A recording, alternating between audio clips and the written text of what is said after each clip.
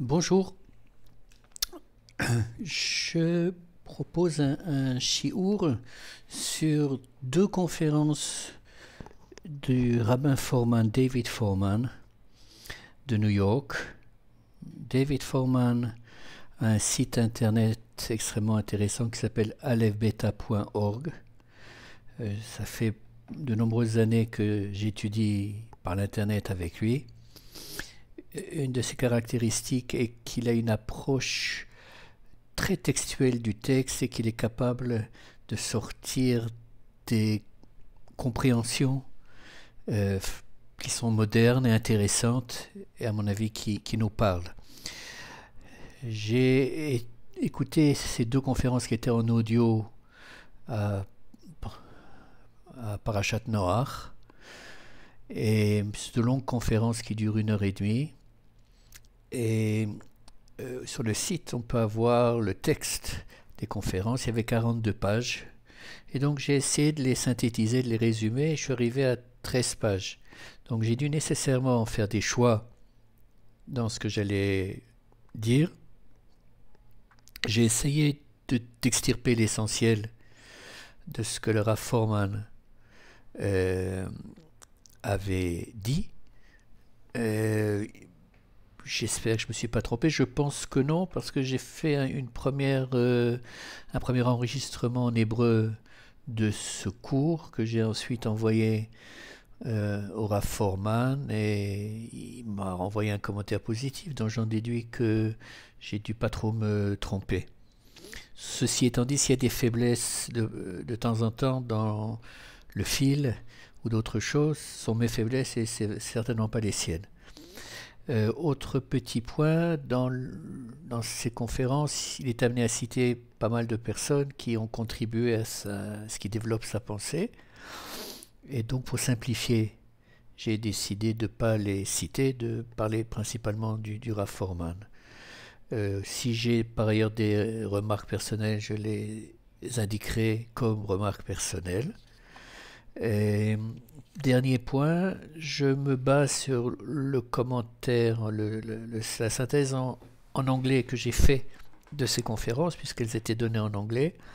Et donc je vais traduire en français de manière en quelque sorte simultanée, ce qui peut introduire peut-être une lenteur ou des hésitations dans le cours. J'espère que vous m'en pardonnerez. Et finalement, je vous suggère de prendre un Tanakh ou un Chumash, le Parashat Noach, parce que j'ai les versets en hébreu, pas en français, et ça serait bien que vous puissiez avoir, pour que ceux qui ne sont pas suffisamment familiers avec l'hébreu, qu'ils puissent avoir la traduction française à côté. J'ai divisé les conférences du Rav Foreman en 5 parties. Le titre que j'ai donné, c'est le déluge, pourquoi et à quelle fin. En hébreu, on dirait Madoua Velam. Commençons par la première partie que j'ai intitulée Première approche sur le déluge du Rav Foreman et pourquoi est-ce que Noach a été sauvé. Il commence par une remarque simple que nous pouvons tous partager, qui est que ce déluge, c'est une catastrophe, c'est un cataclysme, c'est mondial. C'est non seulement l'humanité, c'est les animaux, c'est le monde végétal. C'est absolument épouvantable. Et comment est-ce qu'on peut comprendre que Dieu arrive à la conclusion qu'il faille pratiquement détruire tout ce qu'il a créé?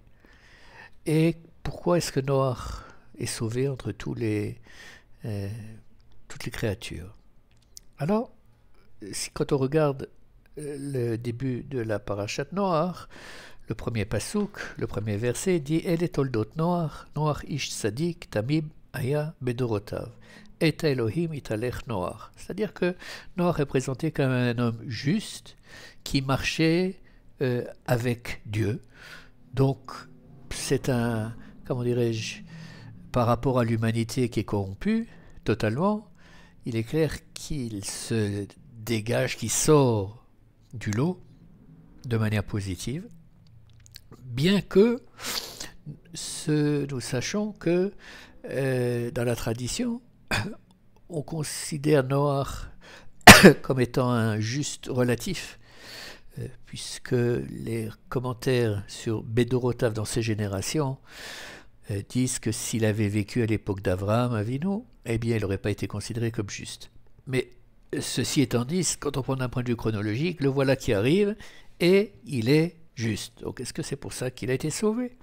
Eh bien, Rabbi Fohrman attire notre attention sur le verset 8 du chapitre 6 que je vais lire.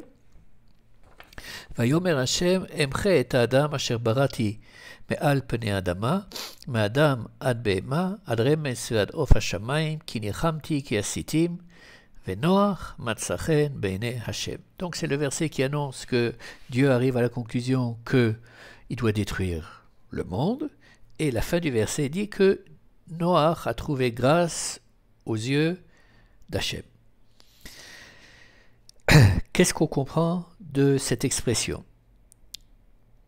Eh bien, le mot-clé c'est chen, grâce, et ça fait appel à ce qu'on appelle midat harachamim, à la mesure de miséricorde de Kadosh Baruch Hu.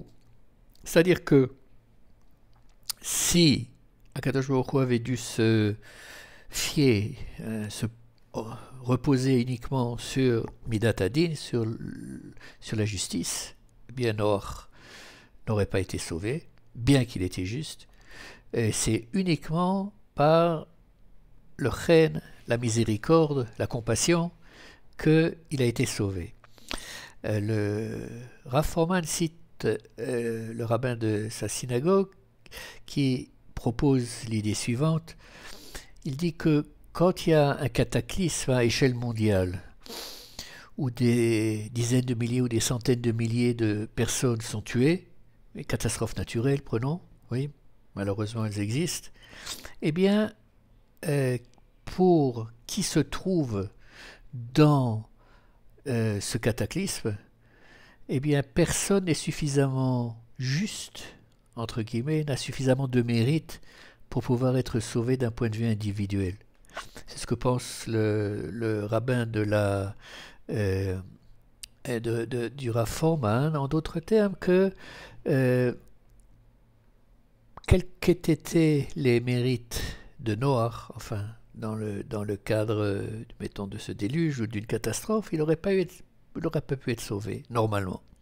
Mais, pour des raisons propres à Kadosh Baruch Hu, il a décidé de sauver Noach. Maintenant, il continue un peu la réflexion, il se dit, mais ok, alors on voit que l'humanité était corrompue, on verra un peu plus tard qu'est-ce que ça signifie, mais pourquoi détruire les animaux, pourquoi détruire la végétation? Je veux dire, un animal n'a pas de penchant de mal, penchant de bien, encore moins les végétaux, donc ça paraît une action véritablement extrême. L'approche qu'il propose est la suivante, et il dit que quand on regarde un individu, il y a deux manières de l'approcher. Un, c'est l'individu en tant que tel, et deuxièmement, l'individu en tant que partie d'un groupe. Ça peut être la famille, ça peut être la synagogue, le lieu de travail, la ville, le quartier, le pays, une nation, l'humanité. Oui, on a deux dimensions permanentes, en fait un peu plus, puisqu'on a plusieurs chapeaux selon le moment de la journée. On agit en tant qu'individu et on agit en tant que personne sociale. Et ce qu'il pense, c'est que la décision d'Akadosh Baruch Hu de détruire le monde a été une décision qui a été prise au niveau, en hébreu, du klal, de toute l'humanité, sans nécessairement regarder au microscope les mérites d'individus particuliers.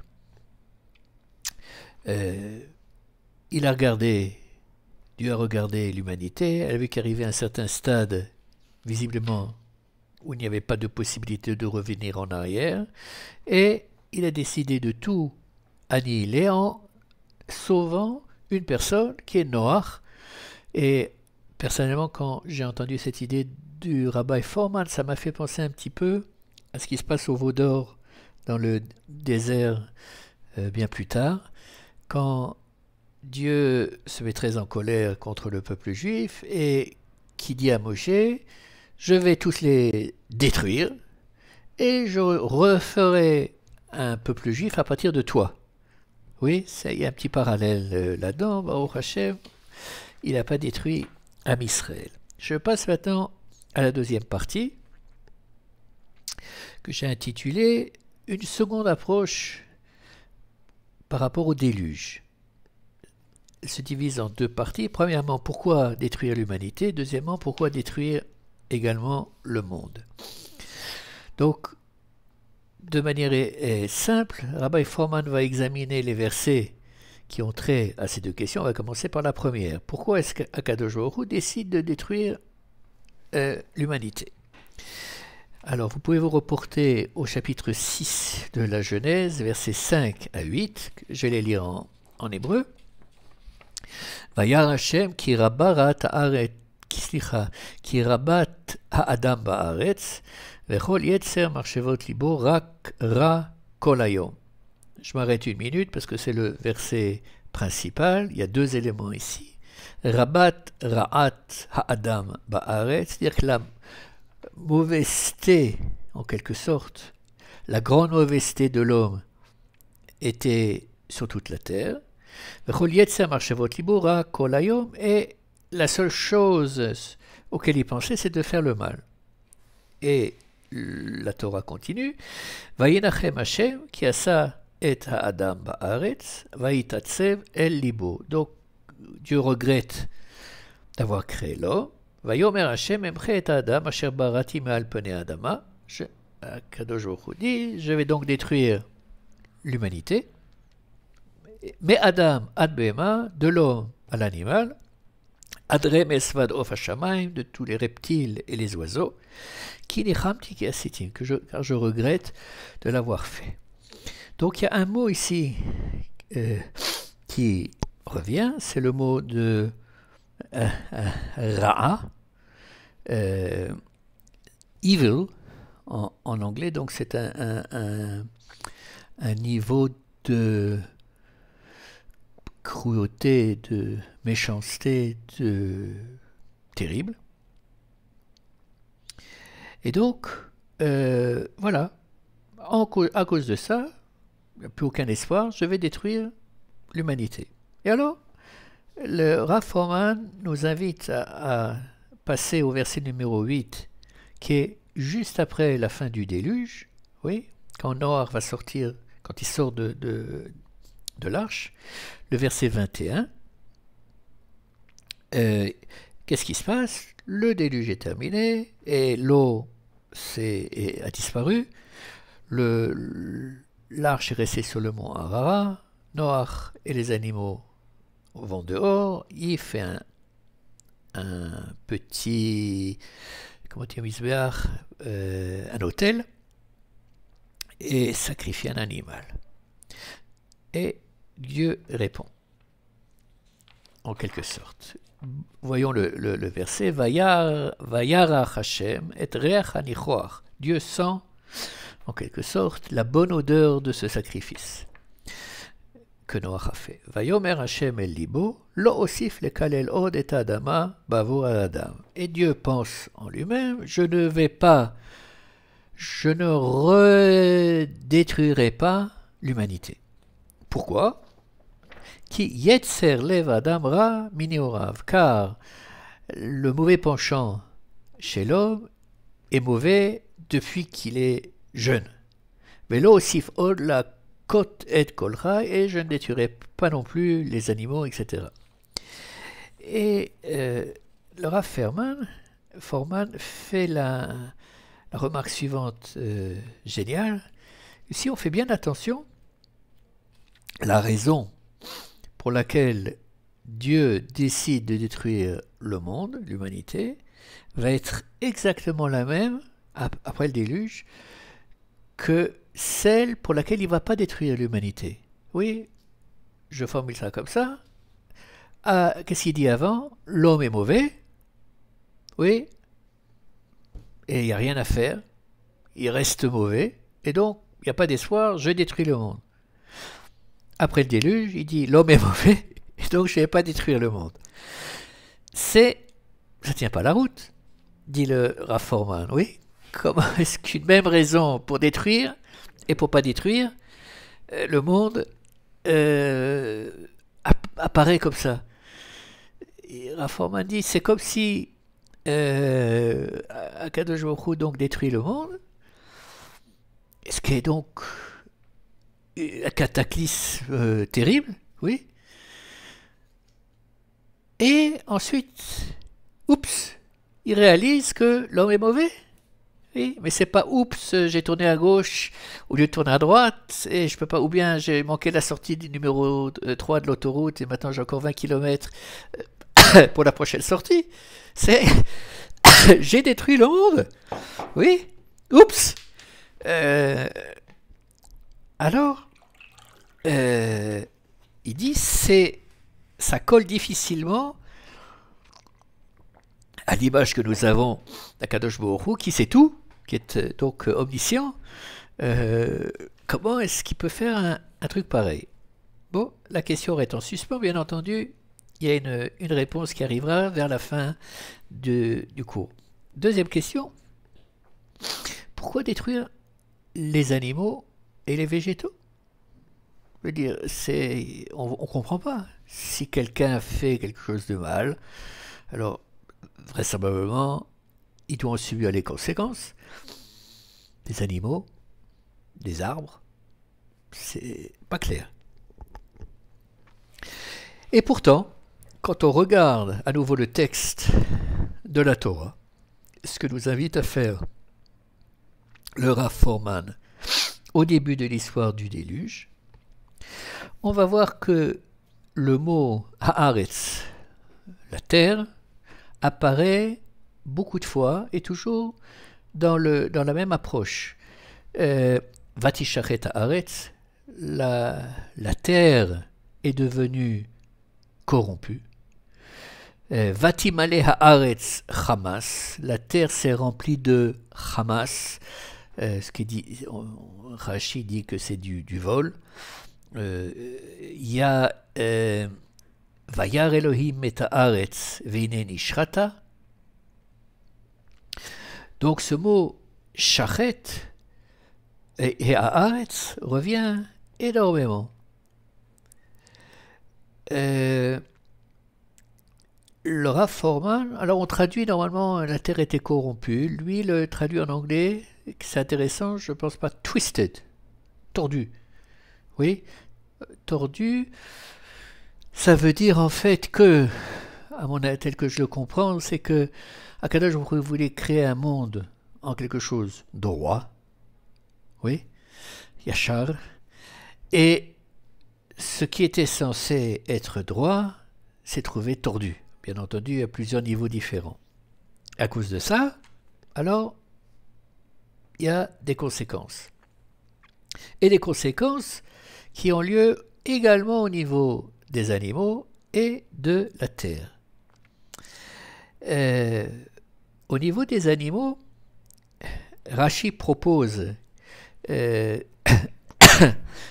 au niveau du passouk qui dit Kol Bassar, Kol Bassar, c'est toute la chair. Et toute la chair, ça comprend les animaux. Donc, il dit que la dépravation avait atteint un tel niveau que de l'homme, elle était passée aux animaux. Et comment ça se manifestait au niveau des animaux? Que, pour un exemple, le lion, au lieu de s'accoupler avec la lionne, eh ben, c'était avec la tigresse ou, je sais pas moi, le zèbre, enfin, je sais pas, mais les animaux ne gardaient plus l'ordre naturel d'accouplement, mais c'était totalement complètement détruit à ce niveau-là.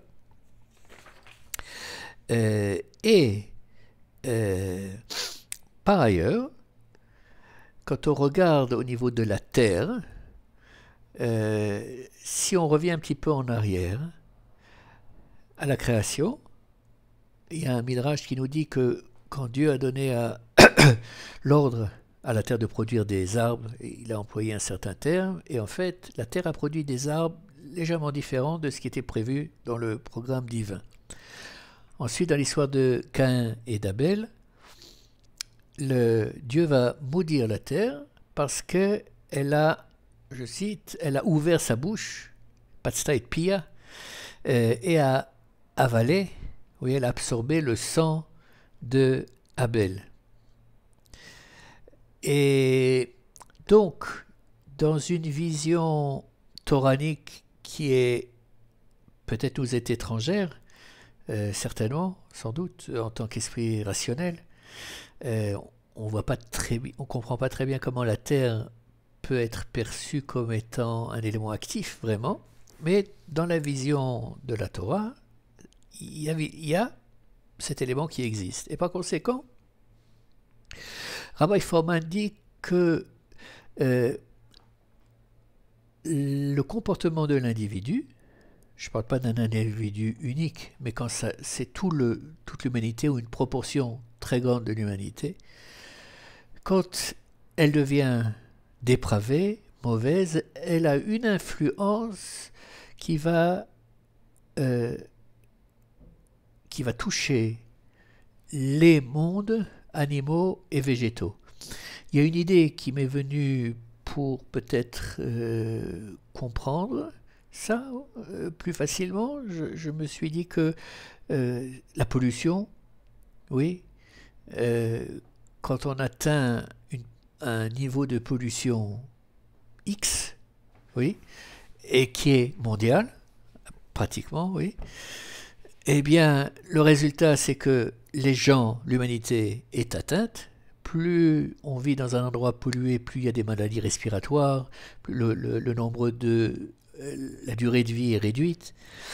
On tue également des espèces animales et bien entendu des espèces végétales également.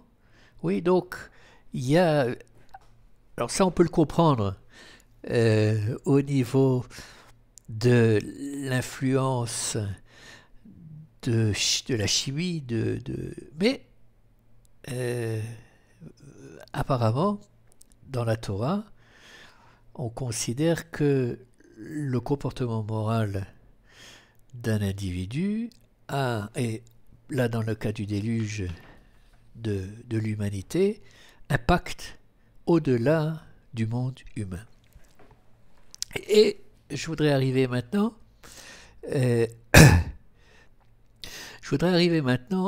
à la troisième partie que j'ai intitulée Le déluge, une seconde création. Et le Rav Fohrman nous invite maintenant à nous replonger dans le texte et avec un autre angle de vue, et absolument fascinant de mon point de vue. Alors, on revient au verset Vayar Elohim et haaretz veine nishrata. Dieu a regardé la terre, veine nishrata, et il a vu qu'elle était corrompue, dépravée. Rav Fohrman demande où avons-nous déjà vu ces mots Vayar Elohim dans le texte de la Torah. Alors comme Noach, c'est la deuxième paracha, on n'a pas besoin de chercher très loin, c'est une question facile, on se rapporte au premier chapitre, à la première paracha, et en particulier au récit de la création. En effet, quand vous regardez le récit de la création, vous allez voir qu'il y a une expression qui revient fréquemment, Vayar Elohim, oui, Dieu fait X le premier jour, 2 le deuxième jour, 3 le troisième jour, etc. Et à chaque étape, il regarde le résultat de sa création, et qu'est-ce qu'il dit? Kitov, Bayomer Kitov. Oui, donc, c'est comme un artiste, Havdil, oui, c'est comme un artiste qui est en train de travailler sur une œuvre, donc il avance, oui, et puis il s'arrête, il a un recul, il dit, oui, ok, ça va, c'est bon, on passe à la deuxième étape, etc., etc. Donc, ça c'est la première allusion, dit le Rabbi Fohrman. Première allusion qu'il y a un lien entre le récit de la création, de Bereshit, et le déluge. On va voir qu'il y en a quelques autres. Et en fait, il va prendre des versets de chaque jour de la création. Je vais vous donner simplement 3 exemples pour pas que le chiot soit trop long, mais vous pouvez regarder vous-même les connexions après. Et il va voir qu'il y a un lien littéral entre des mots employés dans le récit de la création et dans l'histoire du déluge. Et on va voir de quoi il s'agit. Au premier jour, nous avons le verset Ruach Elohim merachefet al pnei hamaim va'aretz hayta tohu vavohu. Oui, c'est le tout début. Donc on a le mot Ruach. L'esprit de Dieu s'est traduit, mais Ruach, ça a plusieurs significations. Après le déluge, au verset numéro 1, le chapitre 8, le verset nous dit Vayiskor Elohim et Noach, vet kol hachaya, vet kol habehema asher ito bateva, vaya'aver Elohim ruach al haaretz, vayashoku hamaim. C'est-à-dire, après que le déluge s'est arrêté, pour faire disparaître les eaux, Dieu envoie un roi, un vent cette fois-ci, pour faire disparaître les eaux. Donc, jour numéro 1. Jour numéro 2, à la création,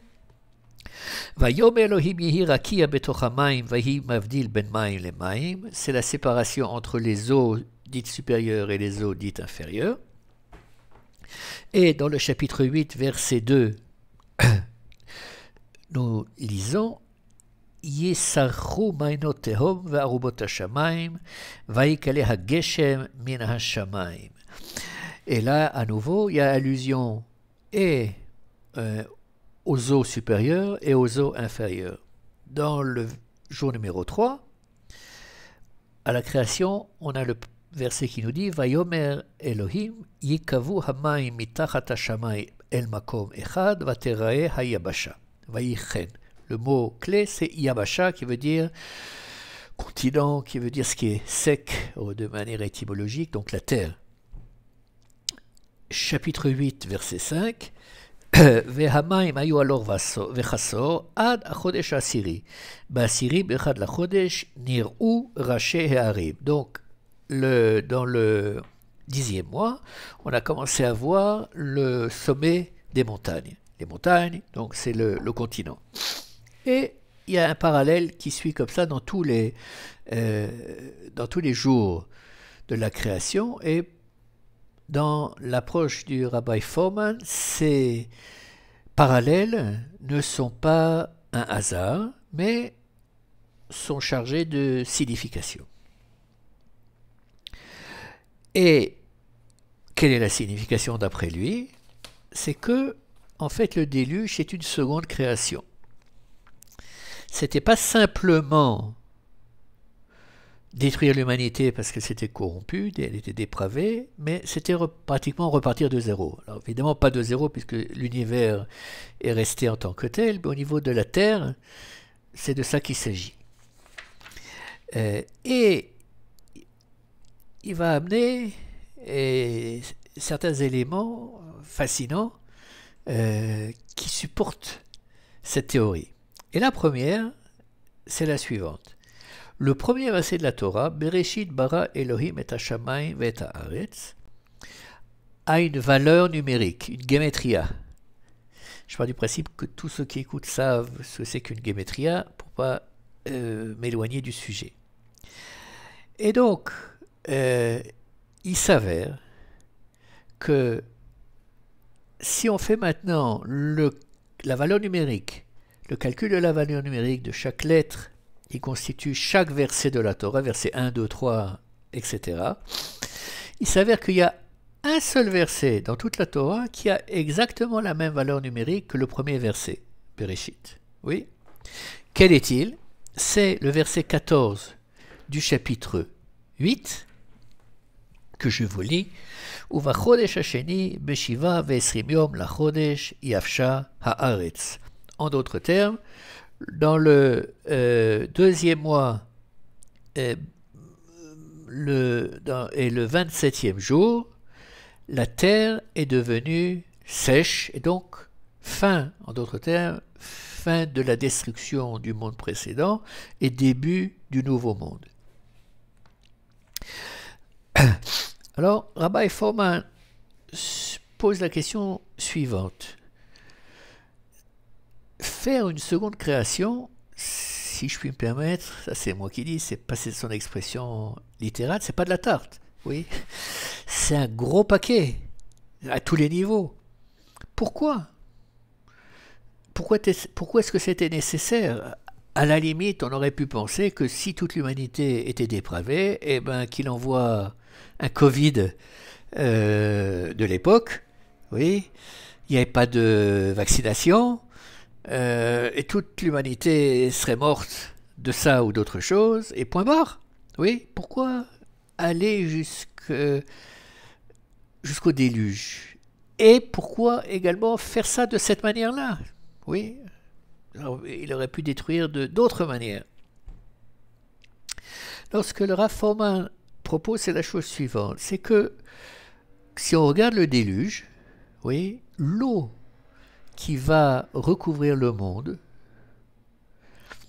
cette eau est symbole de chaos d'une certaine manière. Dans la description du déluge, on voit que Arubot Hashamayim, en quelque sorte, les eaux supérieures et les eaux d'en bas vont se rejoindre, alors qu'elles devaient être séparées, vont se rejoindre pour couvrir toute la terre et créer un monde où c'est le tohu également. Il y a un autre passouk du déluge où on voit que pendant le déluge, il n'y a pas eu de saison, il n'y a pas eu d'été, d'hiver, etc.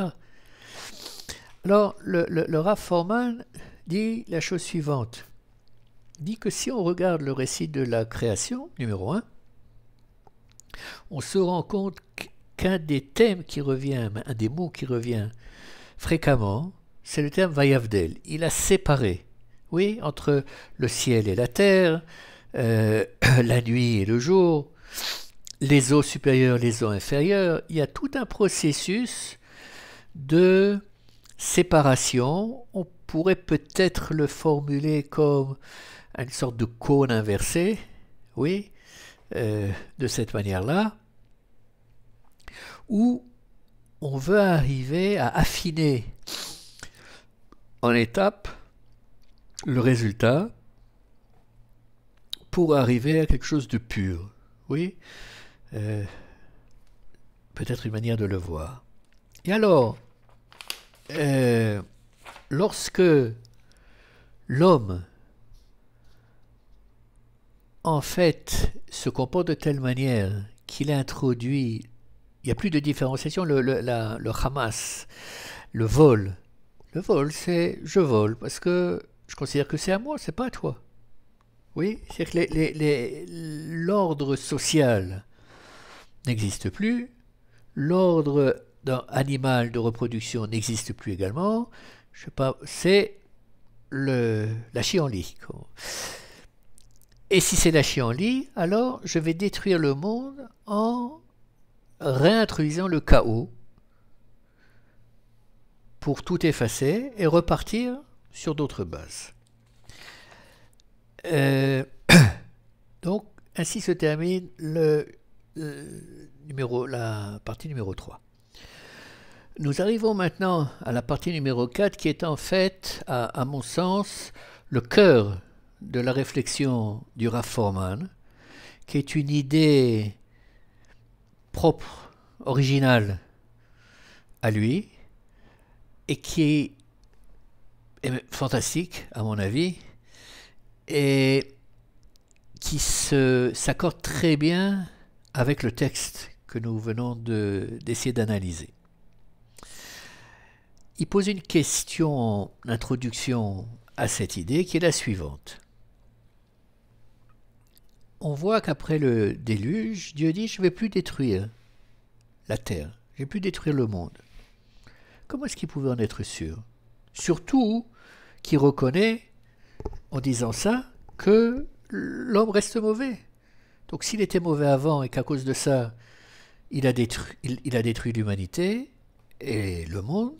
Pour, comment est-ce qu'il peut être tellement sûr qu'il ne va pas redétruire le monde, que l'homme va atteindre un niveau de méchanceté, de dépravation tel qu'il n'y aura pas justification de rebeloter en quelque sorte.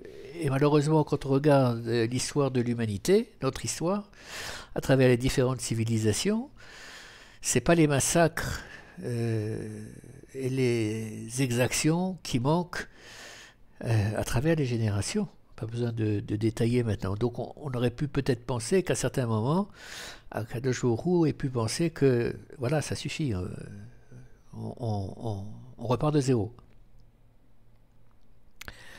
Pour répondre à cette question, en bon juif, Rav Foreman va poser une autre question, mais cette fois-ci, il va essayer de donner une réponse.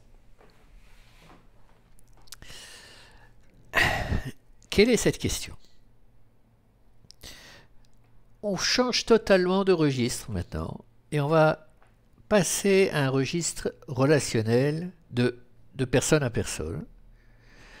Et Rav Foreman maintenant expose l'hypothèse, le cas suivant qui, bien entendu, fait partie des possibilités de notre vie. Supposons que quelqu'un nous fasse un mal intentionnellement, nous fasse terriblement mal, nous heurte, nous crée un dommage financier, peut-être qu'à cause de lui, on perd notre travail, qu'on reste au chômage pendant 6 mois ou davantage, qu'on soit mis au banc de notre communauté, que nos enfants ne nous parlent plus. Le genre de mal qui est profond, dont on peut souffrir longtemps, qui peut être à plein de niveaux différents. Et il dit, est-ce qu'il y a une situation où il est possible de pardonner à cette personne qui nous a vraiment heurtés et blessés? Il va développer l'idée qu'il y a 2 types de ce qu'il appelle réconciliation, et là on va parler de la première.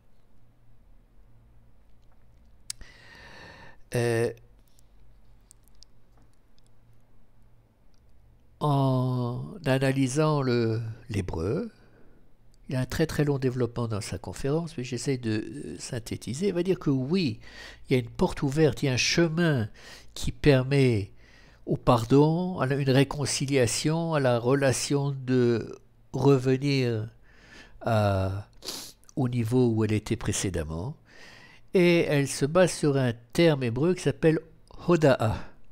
Hoda'a a 3 dimensions en hébreu. Animodé, ça veut dire Toda, oui, merci. Ça c'est un premier niveau. Le deuxième, Tov lehodot Lashem, c'est to praise, le glorifier, ou dire des bonnes choses. Le Tov lehodot Lashem, c'est Lashem, mais sur un individu. Et le troisième, c'est lehodot bema she'asinu, c'est-à-dire reconnaître ce qu'on a fait, en bien ou en mal. Oui, mais le reconnaître. Donc il y a 3 niveaux différents. En anglais, il dit que ce sont 3 mots qui sont utilisés: thanks, praise and admission. Et de son point de vue, si en hébreu ces 3 mots anglais, en français c'est la même chose, sont exprimés en un mot, ça signifie que il y a visiblement un dénominateur commun profond entre ces 3 mots et qui sont la base de ce qui permet un pardon, une réconciliation. Et qu'est-ce que c'est? C'est le fait de reconnaître, oui, supposons que j'ai fait du mal à quelqu'un, mais vraiment mal, il faut que je sois capable de reconnaître, premièrement, que je lui ai fait du mal, Et deuxièmement, de bien voir que, d'analyser. Oui, à cause de ça, voilà ce dont il a souffert, un, deux, trois, à ces niveaux-là, par rapport à sa famille, par rapport à ceci, par rapport à cela, etc. Euh, et, pardon. Alors on va prendre ça de côté juste une seconde, et il rajoute un élément important que, en règle générale, dans le cadre de relations avec autrui, quel que soit cet autrui, nous aimons que la relation soit équilibrée. Oui, qu'il n'y ait pas de déséquilibre. Comment un déséquilibre peut se produire? Pas uniquement par quelque chose de mal qui se passe, ça peut être aussi par quelque chose de bien. Si quelqu'un nous sauve la vie, on tombe à l'eau et on ne sait pas nager, il vient nous sauver, on peut jamais, je veux dire, on lui est redevable de notre vie. Oui. Ou quelqu'un d'autre, ça fait un an qu'il est au chômage, et déprimé, etc., etc. Un ami lui trouve un travail et ça le sauve. Il y a dans cette action-là quelque chose qui est susceptible de créer un déséquilibre dans la relation qui peut créer un certain inconfort, ou un inconfort certain. Et le Rav Forman dit que ce processus de Oda'a, si je dis à celui qui m'a sauvé la vie, à celui qui m'a permis de trouver un travail, écoute, vraiment j'ai pas de mots, je te remercie, sans toi je sais pas ce que je serais devenu, etc., etc. Le simple fait de reconnaître oralement, oui, ça nous ramène aux vidouilles de Kippour, de reconnaître euh, ce bien dont nous avons bénéficié, ça rééquilibre la relation, bien que vraisemblablement, on ne sera jamais dans une situation où on va pouvoir sauver la vie de celui qui nous l'a sauvé. Oui. Ça, c'est au niveau du côté positif. Et du côté négatif, son sentiment, c'est qu'à partir du moment où celui qui a été blessé, prenons un cadre familial, je pense que c'est plus simple. Dans un cadre familial, si Chas Shalom, un proche nous blesse, oui, une femme, un homme, dans une relation de couple, entre parents-enfants, ou frères-sœurs, etc., on, on ne veut pas nécessairement, ni peut-être on ne veut, ni on peut couper totalement la relation avec le parent, le mari ou la femme, etc. Si c'était quelqu'un de, comment dirais-je, lequel on n'a pas de relation particulière, ça serait différent. Mais à partir du moment où c'est quelqu'un qui est important dans notre vie, euh, on aimerait avoir un moyen de rétablir une relation avec la personne qui nous a blessés, bien qu'il nous ait blessés.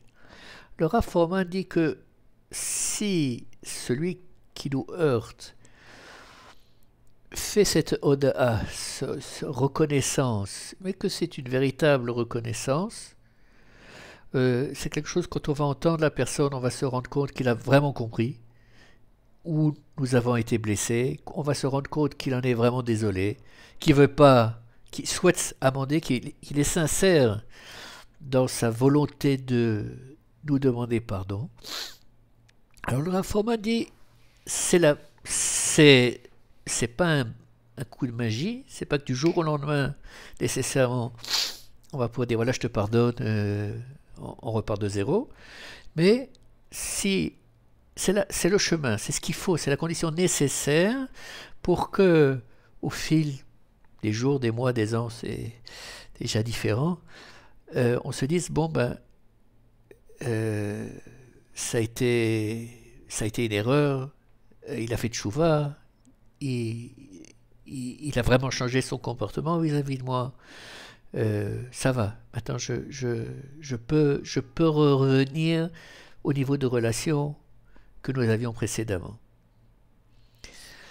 Et le Rav Forman maintenant va aborder le deuxième cas, Alors, excusez-moi, ce type de réconciliation, il l'appelle une réconciliation bilatérale, en ce sens que il y a d'une certaine manière un chemin qui est fait par la personne qui a blessé et la personne qui a subi le dommage. Maintenant, il va parler d'un deuxième type de réconciliation, qui est le cas où on reste dans un niveau, dans un cas familial, mais la personne qui nous a détruit, peut-être, euh, n'est pas prêt, ou ne se rend pas compte, ou n'est pas capable de demander pardon, ou peu importe en fait la raison, mais ce processus qu'a fait l'autre n'est pas capable de le faire. Qu'est-ce qu'on fait?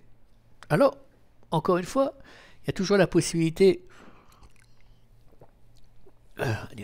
éventuellement de se venger, mais ça c'est pas une option qu'on leur a formellement étudie, ou de couper totalement la relation. Mais il y a des cas, c'est pour ça que j'ai pris le cas familial, c'est plus difficile. C'est vrai que malheureusement, euh, il y a des cas où, même dans la famille, les relations sont coupées. Le Raframan ne parle pas de cas, comment dirais-je, extrêmes, où à la limite on comprend qu'il n'y a pas de il n'y a peut-être pas de possibilité de pardonner, etc., etc. On parle de choses qui sont terribles, mais qui sont encore dans du domaine où un pardon, une relation peut être reconstruite. Donc, qu'est-ce qui serait possible? Il pose la question, est-ce qu'il est possible d'avoir un niveau de relation, de réconciliation, de pardon qui existe, même si la personne ne fait rien, même si la personne qui a offensé ne fait rien? Alors, il développe une idée intéressante qui n'est pas du tout une approche, si je puis permettre, chrétienne de tendre l'autre joue, mais il dit ainsi, si moi en tant que personne offensée, je me rends compte que mon, mon père, ma mère, mon frère, ma femme, etc., etc., n'est pas capable, ne comprend pas, oui, elle est bloquée, euh, ne sont pas capables de me demander pardon. Mais c'est quand même mon frère, ma mère, mon père, enfin peu importe, et je ne peux pas faire une croix dessus. Qu'est-ce que je fais? Alors, le Rafforman dit, à partir du moment où j'arrive à la conclusion qu'il n'y aura jamais de, entre guillemets, de tchouva de la part de ce proche, mais je veux quand même rester dans, en relation, alors je vais dire adieu, en quelque sorte, à la relation qui existait avant. Avant, il y avait un degré de proximité, d'amour, d'affection, etc. Maintenant, ça y est, c'est terminé. C'est plus la même chose. Il y aura peut-être encore un degré d'affection, oui, mais il y aura un éloignement. On va prendre ses distances, on va être beaucoup plus prudent, et surtout, on n'aura plus d'expectative, on n'aura plus d'espoir que la personne soit capable de changer, parce qu'elle ne peut pas. Et on va donc établir un, en quelque sorte un nouveau monde, un nouveau type de relation sur les bases des cendres du monde précédent. Les cendres du monde précédent, c'est le fait qu'on a renoncé à ce qu'il y avait avant. On veut continuer, mais pas de la même manière. Et le Rafforman propose la lecture du déluge comme cette lecture-là que je viens de vous exposer, c'est-à-dire Quand Akadosh Baruch Hu crée le monde et l'homme, Adam et Chava bien évidemment, il a des expectatives. Oui, il attend un certain nombre de choses. Une certaine qualité de relation entre l'homme et lui. Bien évidemment, quand je dis homme, c'est homme-femme, oui. Rav Forman dit que quelqu'un a dit que la religion, c'est pas tellement la recherche de Dieu par l'homme que celle de l'homme par Dieu. Oui, quand Adam était au jardin d'Éden, il pouvait marcher dans le jardin et entendre la voix de Dieu. Oui, il avait un niveau assez exceptionnel. Et puis, avec les années, avec l'expulsion du Gan Eden et tout ce qui suit derrière, il y a une dégradation progressive de la relation entre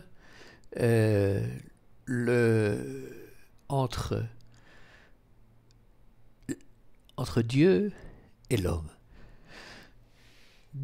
Avant le déluge, il y a un certain monde que Dieu aurait souhaité et que Rav Forman décrit comme le monde de Dieu.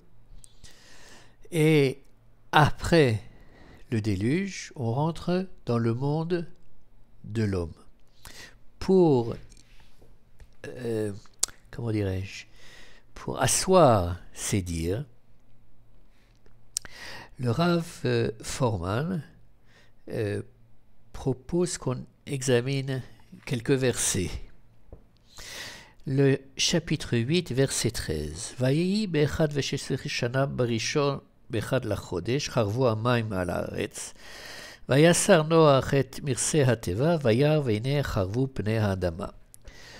Si vous faites attention, ce verset qui signe la fin du déluge et donc le début d'un monde nouveau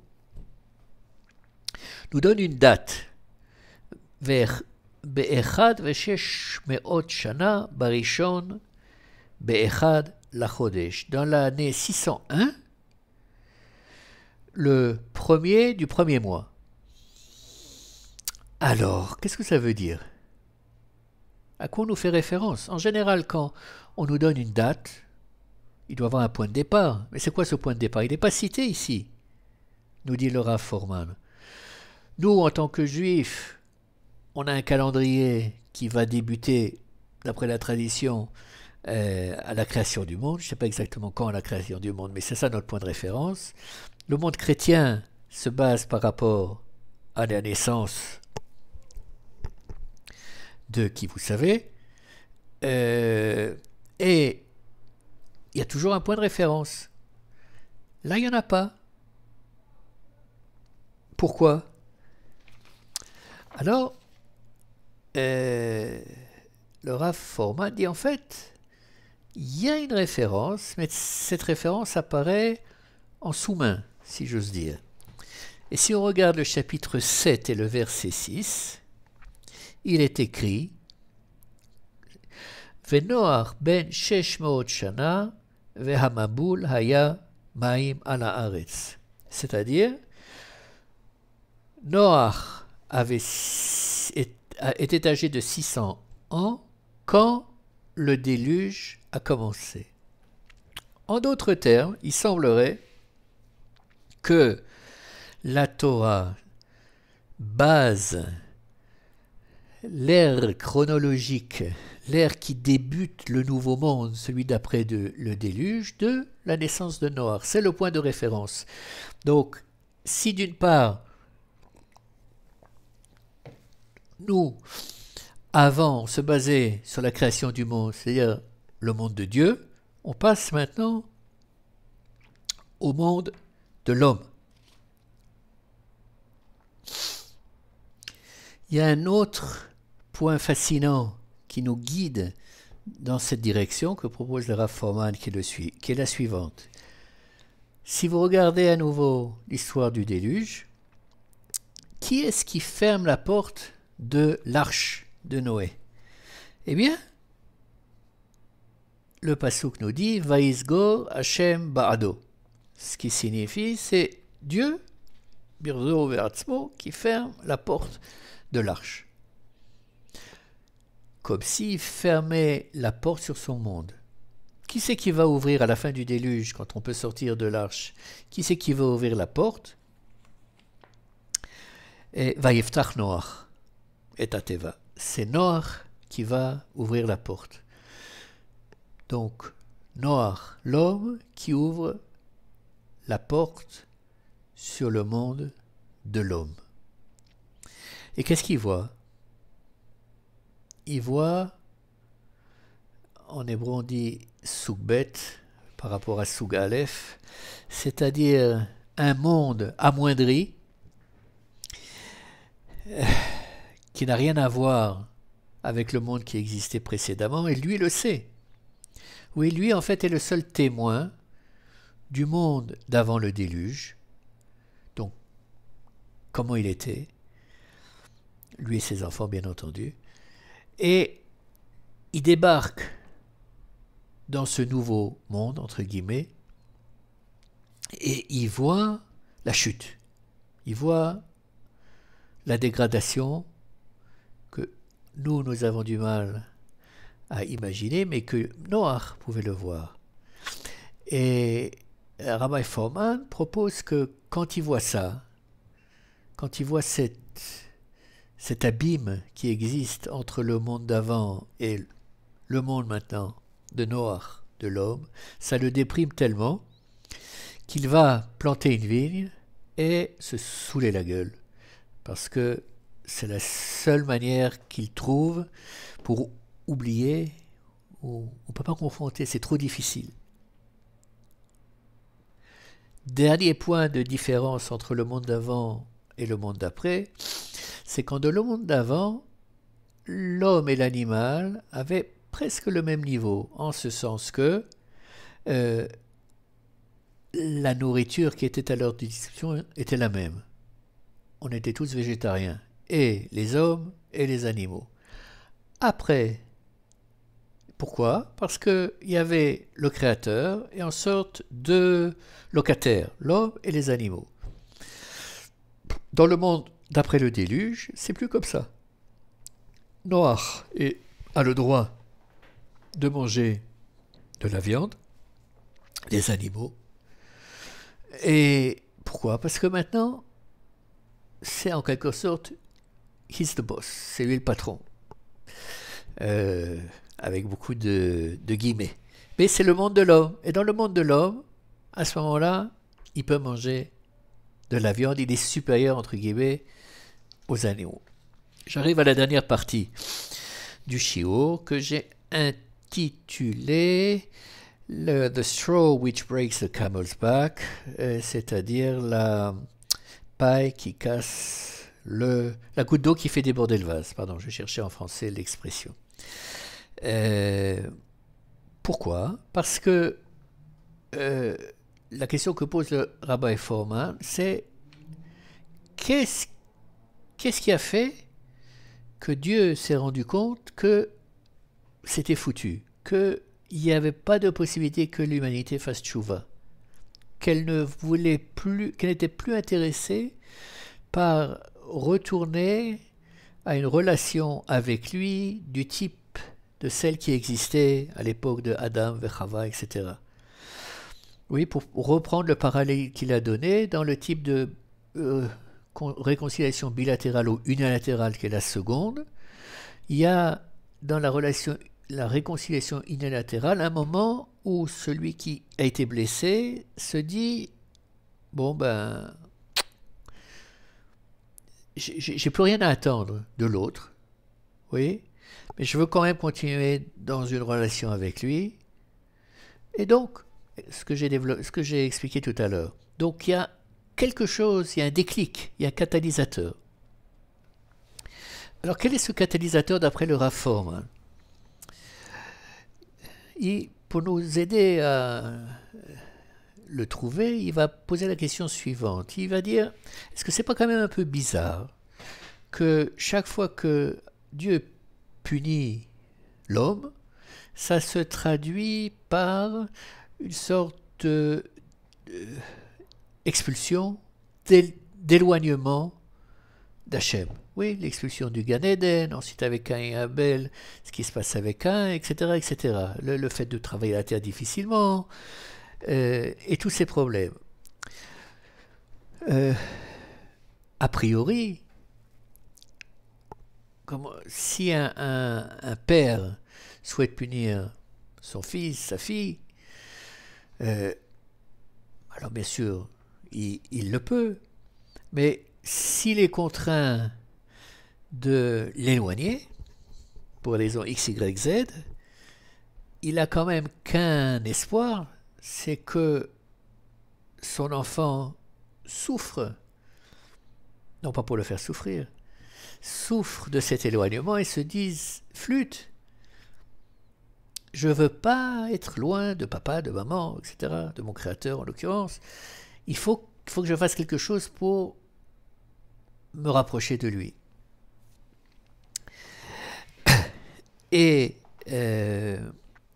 dans le cas de Noach, puisque c'est la génération du déluge, il s'est passé quelque chose. Qu'est-ce qui s'est passé?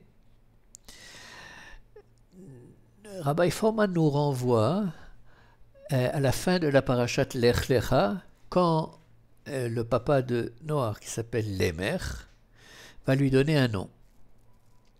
Et quand il lui donne le nom de Noach, il explique pourquoi il donne ce nom de Noach, et il dit « Ze yenachameinu » il va mimaaseh yadeinu umitzvon yadeinu mina adama asher erera Hashem. Noach va nous conforter, nous consoler de travail de nos mains, de la difficulté que nous avons par rapport au travail agricole et du fait que Hachem a maudit la terre. Qu'est-ce que ça veut dire? Rashi, cité par le Rav Fohrman, dit que Lémer a vu dans son esprit prophétique que Noach allait inventer la charrue. Oui, donc nous avons des moissonneuses batteuses, des outils mécaniques, motorisés, etc. Mais il a fallu des milliers d'années avant d'en arriver là. Et avant d'en arriver là, visiblement, je ne sais pas exactement comment l'humanité travaille la Terre, mais ça devait être particulièrement difficile. Le fait d'avoir une charrue était une amélioration absolument merveilleuse. Oui. Mais comment Lémer se situe par rapport à cette charrue? Il la regarde, et quand je dis Lémer, en fait, il est symbole de toute la génération du déluge, il est le symbole de l'humanité de cette époque. Il va regarder la charrue comme une solution technique, mettons, une solution technique à un problème spirituel. En quoi c'est un problème spirituel? Parce que c'est Akadosh Baruch Hu qui a dit que l'homme devait travailler la terre à la sueur de son front. Donc il avait de bonnes raisons pour le dire, et il avait un objectif. Cet objectif, d'après le Rabbi Fohrman, c'était d'amener l'homme à faire tchouva, à revenir à une situation où on n'aurait plus besoin de travailler la terre à la sueur de notre front, non pas parce qu'on allait utiliser la charrue, parce qu'on aurait réparé nos voies. Et à partir du moment où Lémer va considérer la charrue comme solution à ce problème, qui est un réel problème, mais il évacue totalement la relation avec Dieu. Donc s'il évacue totalement la relation avec Dieu, c'est qu'il n'est plus intéressé. Et c'est ça, c'est la goutte d'eau qui fait déborder le vase, c'est ça qui fait qu'Akadosh Baruch Hu réalise que tout le système qu'il a mis en place en fait, même les punitions qu'il a mis, qui étaient pour faire revenir l'homme, étaient totalement inutiles. Oui, l'homme avait loupé le coche à ce niveau-là, et qu'il n'avait donc pas le choix que de détruire l'humanité et de rebâtir avec Noir, sur la base de Noir, un monde où ses expectatives seraient totalement différentes. C'est pour ça qu'il ne va pas redétruire le monde, parce qu'il sait que voilà, on est comme ça et qu'il n'y a rien à faire.